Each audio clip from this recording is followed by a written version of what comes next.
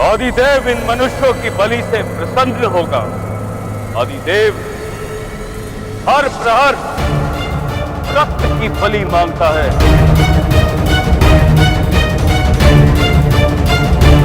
मेरी माता के प्राणों की रक्षा कीजिए।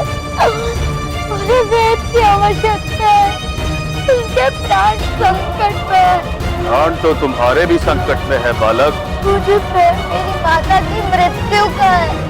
यदि मेरी मृत्यु से मेरी माता के प्राणों की रक्षा हो सकती है तो मेरे प्राण ले लीजिए।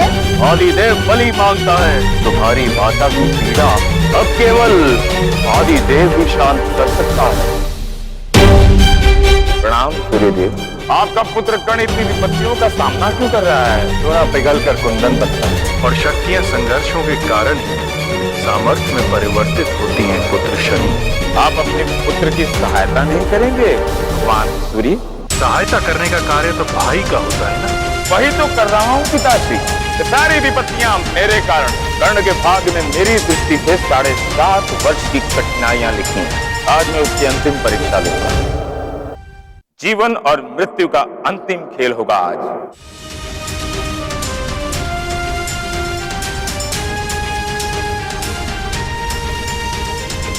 हिम्मत रखो राधा, हिम्मत रखो।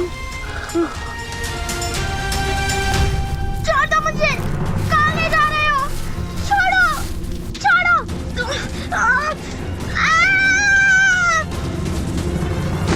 पिताश्री।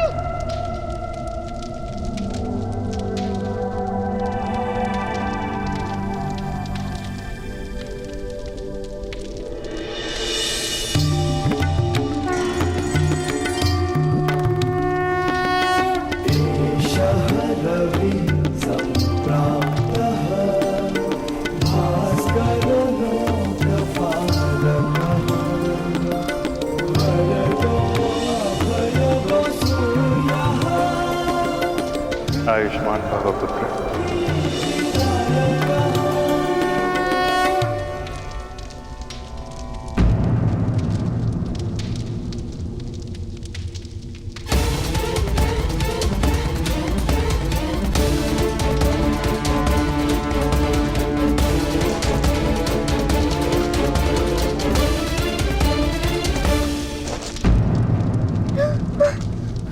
माता, नहीं नहीं नहीं माता, नहीं नहीं माता, नहीं नहीं पुत्र करण नहीं।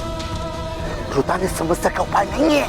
तो उपाय क्या है? तो मेरी माता की रक्षा किस प्रकार होगी? यदि हम जान जाए कि ये वनवासी कौन है और इनके दिए हुए इस घाव से इनका परिणाम ऐसा क्यों हो रहा है तो कदाचित हमें उपाय मिल सकता है। वनवासी अपने बाणों पर एक विशेष प्रकार का विष लगाते हैं।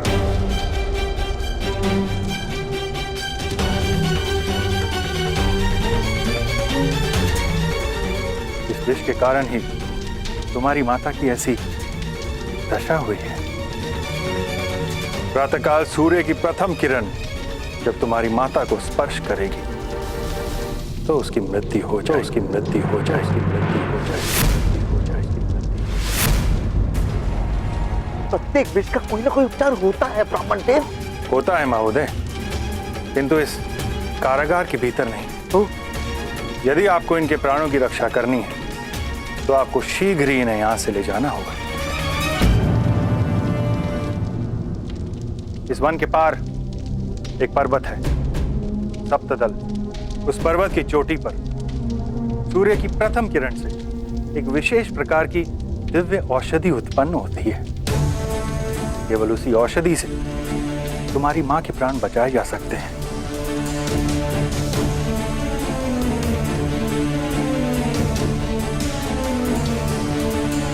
हम प्रातःकाल तक प्रतीक्षा नहीं कर सकते हैं पिताश्री। किंतु हम इस स्थान से कैसे निकल पाएंगे?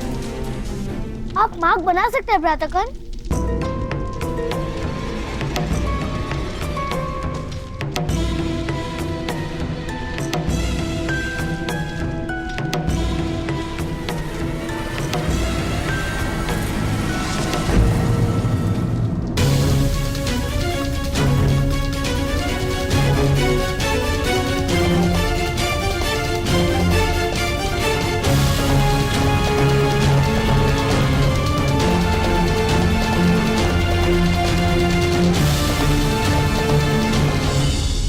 यदि तुम मुझे अपनी माता कहना चाहते हो तो ये लो गुलाल, तोड़ दो अपना धनुष।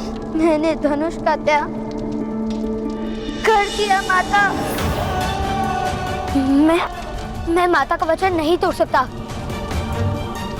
पुत्र कर्ण, इस समय तुम्हारे माता के प्राण संकट में है।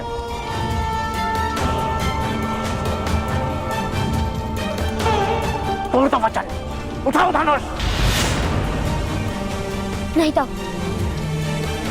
यदि मैंने धनुष को स्पर्श किया तो मेरे वचन का क्या मूल्य रहेगा?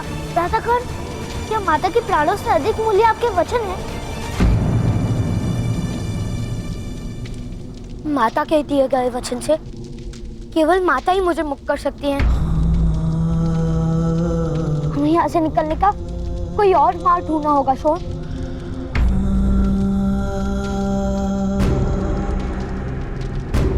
आदिदेव को बलि देने का वक्त हो गया है।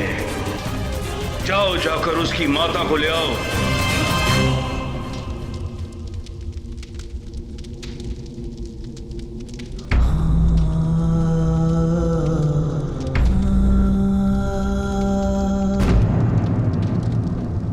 केवल मेरी बलि चढ़ेगी, मेरी बलि चढ़ेगी। नहीं पिताश्री। कर्ण, शोण, अपनी माता की रक्षा करना। धनुष उठाइए भ्राता कर्ण और पिताश्री के प्राणों की रक्षा कीजिए। उठाइए धनुष भ्राता कर्ण, उठाइए। धनुष उठाओ। उठाइए धनुष भ्राता कर्ण, उठाइए। धनुष। हाँ भ्राताश्री, धनुष उठाइए। प्रातःकाल सूर्य की प्रथम किरण जब तुम्हारी माता को स्पर्श करेगी तो उसकी मृत्यु हो जाए, उसकी मृत्यु हो जाए। कर्ण, इस समय तुम्हारे माता के प्राण संकट में है। तोड़ दो वचन, उठाओ धनुष। भ्राता कर्ण, क्या माता के प्राणों से अधिक मूल्य आपके? प्रातःकाल सूर्य की प्रथम किरण धनुष उठाइए भ्राता हमारी कर्ण माता और को पिताश्री के प्राणों की रक्षा कीजिए। उठाइए, उठाइए धनुष भ्राता कर्ण, प्रातःकाल उठाइए। सूर्य की प्रथम किरण हमारी माता उठाइए धनुष भ्राता कर्ण, उठाइए, उठाइए।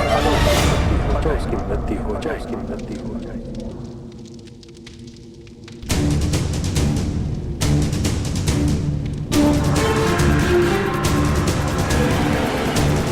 मुझे क्षमा कर दीजिए माता,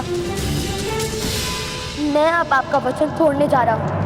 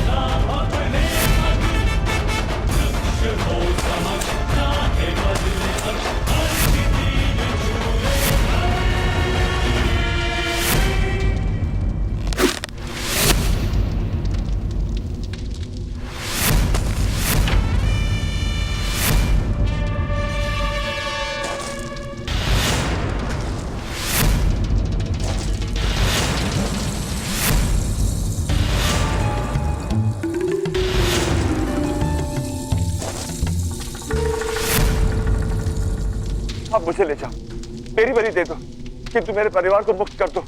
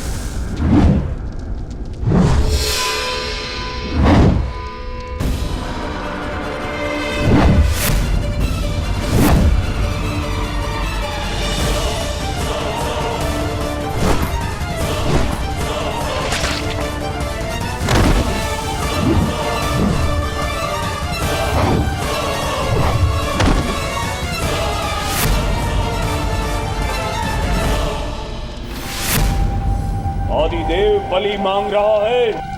कहाँ है बलि?